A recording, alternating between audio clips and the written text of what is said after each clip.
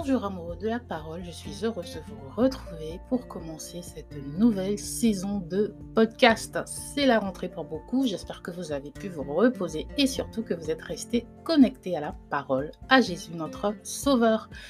Nous allons débuter notre série en parlant du jeûne, oui, un sujet très peu réjouissant pour certains, mais qui pourtant est crucial et primordial pour les chrétiens.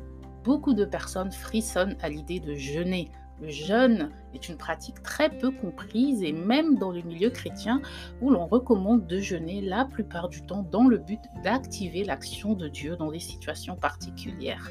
Le jeûne ne fait pas mouvoir le bras de Dieu, c'est une idée erronée qu'il est important d'effacer de nos esprits. Nous ne manipulons pas Dieu par nos jeûnes. Un enfant ne se privera pas de nourriture pour obtenir quelque chose de son père. Aussi, un chrétien n'a pas besoin de venir rampant, agonisant et affamé pour avoir la faveur de Dieu. Nous allons aujourd'hui essayer de comprendre ce qu'est le jeûne selon la Bible et surtout pourquoi devons-nous jeûner. C'est notre grande question du jour. Si vous êtes intéressé, restez avec moi. Je suis Louise du blog ilestécrit.com et je vous embarque dans une petite virée biblique.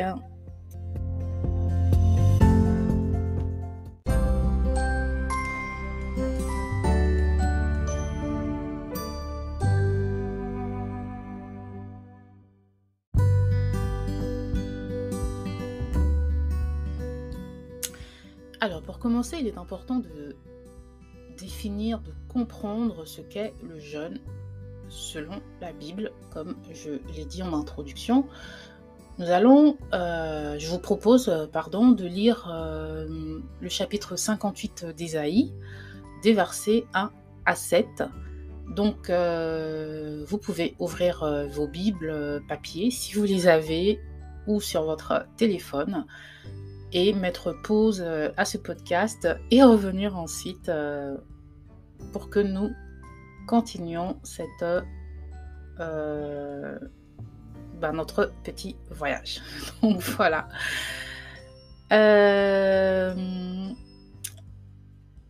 Donc, si vous avez lu donc ce passage, vous aurez compris que c'est un passage clé pour comprendre ce qu'est le jeûne et surtout pour comprendre ce que Dieu attend de nous lorsque nous jeûnons.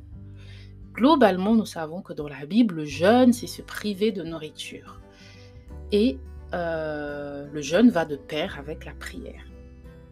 On voit dans ce passage un peuple mécontent qui a jeûné, mais qui n'a pas eu de réponse favorable à son jeûne.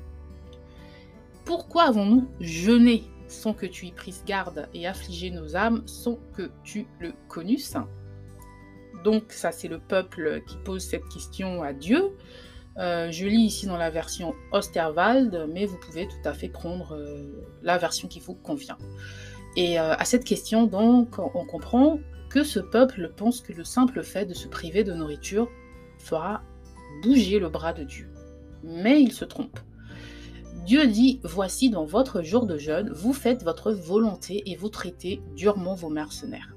Le mot-clé ici, c'est volonté. Jeûner et faire la volonté de Dieu, c'est ce qui est important. Mais jeûner et faire notre propre volonté n'est pas un jeûne agréable à Dieu. Il faut voir ce que Dieu reproche à son peuple en se basant donc sur notre passage. Il dit, voici vous jeûnez pour quereller et discuter et pour frapper du poing méchamment, vous ne jeûnez pas comme le veut ce jour pour que votre voix soit entendue en haut. C'est aussi là un verset clé. On jeûne pour que notre voix soit entendue en haut. Il faut jeûner avec un état d'esprit précis. Un jeûne fait dans la colère et la méchanceté n'est pas agréable à Dieu. Si vous êtes volontairement dans ces états, volontairement dans la colère, ou encore dans la médisance, en gros dans tous ces sentiments qui déplaisent à Dieu, il est nécessaire de vous remettre en question et de vous repentir. Mais vous verrez aussi, et là je parle par expérience, que lors de vos jeûnes, vous aurez beaucoup d'attaques qui voudront beaucoup de circonstances qui vont vouloir vous pousser à vous mettre en colère, par exemple, ou vous pousser à rompre votre jeûne et il est important de ne pas se laisser avoir, de ne pas céder et avoir assez de discernement pour rester éloigné de ces choses-là.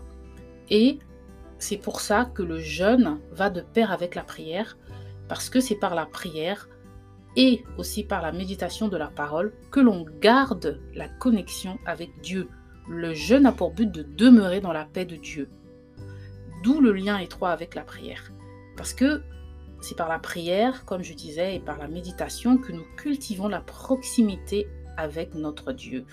On expérimente sa présence, on reste connecté plus étroitement à lui de telle sorte que toutes les attaques extérieures ne nous désarment pas, ne nous atteignent pas.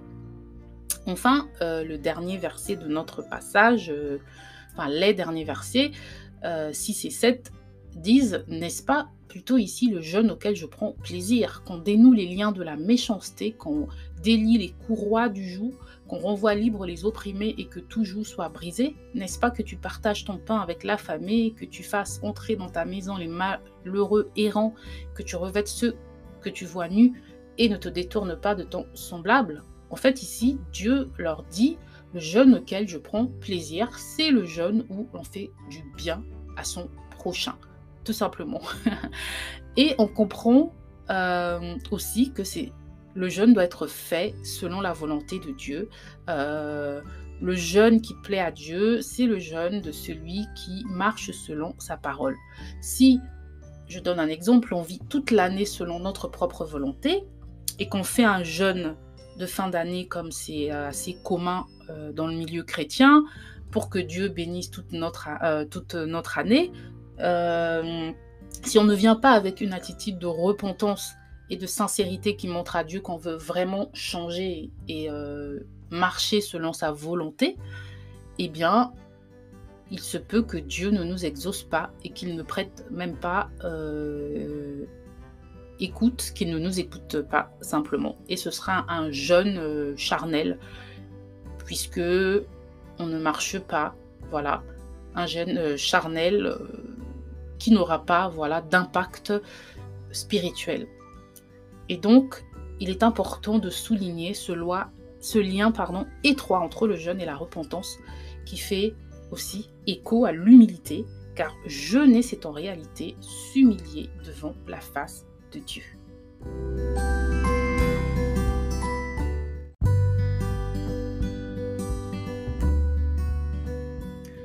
Nous avons donc compris que jeûner, se priver de nourriture, doit se faire dans un état d'esprit qui honore notre Seigneur. Mais concrètement, pourquoi se priver et spécifiquement de nourriture? Je résume la réponse à cette phrase. Jeûner, c'est humilier la chair, la faire taire. Nous avons parlé de l'humilité dans notre saison précédente. Dieu résiste aux orgueilleux et c'est pour s'approcher de lui, il est nécessaire d'être humble. Et donc l'humilité est une condition, un moyen que Dieu nous a donné pour s'approcher de lui. Et le jeûne est une façon de s'humilier devant Dieu. Dans le psaume 35 au verset 13, il est écrit, David dit, « Mais moi, quand ils étaient malades, je me couvrais d'un sac et j'affligeais mon âme par le jeûne et ma prière revenait sur mon sein. » Donc le verbe affliger ici, c'est le mot ana, A-N-A-H en hébreu, qui se traduit aussi par humilier dans d'autres versions que l'Osterwald que j'utilise ici. Dans Lévitique 23-27, Dieu ordonne un jour d'expiation à son peuple et leur dit d'humilier leurs âmes. Encore dans Exode 34-28, on lit « Moïse fut là avec l'Éternel 40 jours et 40 nuits, il ne mangea point de pain, il ne but point d'eau, et l'Éternel écrivit sur les tables les paroles de l'Alliance, les 10 paroles. » On voit donc que différents personnages bibliques jeûnaient pour s'humilier et se rapprocher de Dieu. Bien sûr, s'humilier pas dans le sens négatif commun, mais je vous mettrai en commentaire les liens vers notre précédent podcast sur le sujet. Selon la Bible, nous sommes corps, âme et esprit. Le corps, c'est cette partie de nous dans laquelle résident nos désirs charnels qui s'opposent à ceux de l'esprit. Dans Romains 8, des versets 1 à 4, il est écrit: il n'y a donc maintenant aucune condamnation pour ceux qui sont en Jésus-Christ, qui marchent non selon la chair mais selon l'esprit, parce que la loi de l'esprit de vie qui est en Jésus-Christ m'a affranchi de la loi du péché et de la mort. Car ce qui était impossible à la loi parce qu'elle était affaiblie par la chair, Dieu l'a fait, envoyant son propre Fils dans une chair semblable à celle du péché. Et pour le péché, il a condamné le péché dans la chair, afin que la justice de la loi fût accomplie en nous, qui marchons non selon la chair, mais selon l'esprit. Il est donc clair que nous devons marcher par l'esprit et par conséquent, la marche chrétienne requiert que nous apprenions à marcher selon l'esprit en faisant taire notre chair. Dans le jeûne, ne plus nourrir la chair passe par la priver de nourriture. C'est aussi simple que cela.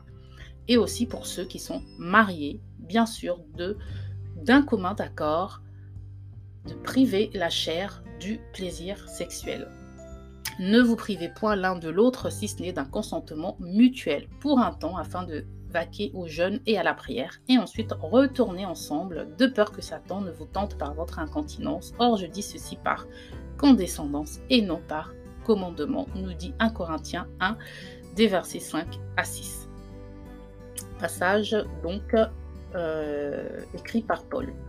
Le but du jeûne, ce n'est pas de dire à Dieu « Regarde, je peux me priver par amour pour toi ». Le but, c'est de faire taire notre chair, c'est de nous humilier pour mieux entendre l'esprit. Le jeûne se lie souvent à la prière pour cette raison. Par expérience, les périodes de jeûne prolongées ou répétées sont celles où on reçoit clairement de l'esprit. Donc ceux qui ont l'habitude de jeûner, peut-être que vous me rejoindrez sur ce point-là. Et ce sont des périodes où il se produit souvent un shift parce qu'on est focalisé sur Dieu et non plus sur nous-mêmes. Dans le premier livre de Samuel au chapitre 21, David demande du pain au sacrificateur Achimélec et celui-ci répond. Je lis les versets 5 à 7 dans la version Parole de vie cette fois-ci. Le prêtre répond à David: « Je n'ai pas de pain ordinaire, j'ai seulement du pain offert à Dieu. Je peux t'en donner à une condition, que tes hommes n'aient pas couché avec des femmes voici peu de temps. » David lui dit: « C'est le cas. Comme d'habitude, quand je pars à la guerre, nous n'avons pas eu le droit de coucher avec des femmes. De plus, les armes de mes hommes sont consacrées. Donc, même si cette bataille n'est pas faite au nom de Dieu, elle devient sacrée comme les armes. » Alors le prêtre donne à David des pains offerts au Seigneur parce qu'il n'en a pas d'autres. Ces pains ont été enlevés de la table du Seigneur pour être remplacés par des pains frais. On voit ici que David et ses hommes pratiquaient l'abstinence sexuelle avant la guerre. Faire taire sa chair, c'est se focaliser sur l'essentiel, sur l'esprit, sur Dieu. C'est aussi se sanctifier pour entrer dans sa présence. Mais enfin, il y a encore plus important. Jésus nous rappelle dans Matthieu 4,4 que l'homme ne vivra pas de pain seulement, mais de toute parole qui sort de la bouche de Dieu. Et c'est ici le message que Dieu veut nous donner aujourd'hui. Nous ne dépendons pas du manger et du boire, mais de sa parole. Jeûner, c'est aussi reconnaître que nous dépendons de la parole de Dieu seul. C'est notre première nourriture. Abreuvons-nous, nourrissons-nous de sa parole. Elle nous nourrit et c'est par le jeûne que cette phrase prend tout son sens et toute sa dimension. Dieu veut que nous vivions premièrement par sa parole et non par autre chose. Oui, il est naturel de se nourrir, mais la première nourriture du chrétien, c'est la parole de Dieu.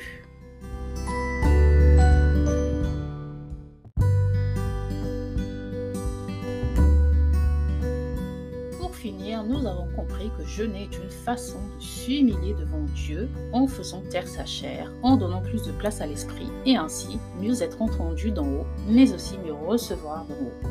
On jeûne donc pour se rapprocher de Dieu et non pour l'obliger à agir. On jeûne pour se repentir à l'image du peuple de Ninive, dont Jonas au chapitre 3, que je vous encourage de lire. On voit un peuple qui se repent pour se détourner de ses mauvaises voies et qui sera épargné par Dieu. Il y a dans la Bible différents types de jeûnes que nous n'aborderons pas aujourd'hui. On reconnaît également au jeûne différentes vertus, mais ce qu'il est important de retenir, c'est que le jeûne ne doit pas être charnel, mais spirituel. Nous ne jeûnons pas pour pousser Dieu à agir, mais la première fonction du jeûne, je le rappelle, c'est se rapprocher de Dieu. Mais surtout, dans Marc chapitre 2, nous lisons des versets 18 à 20.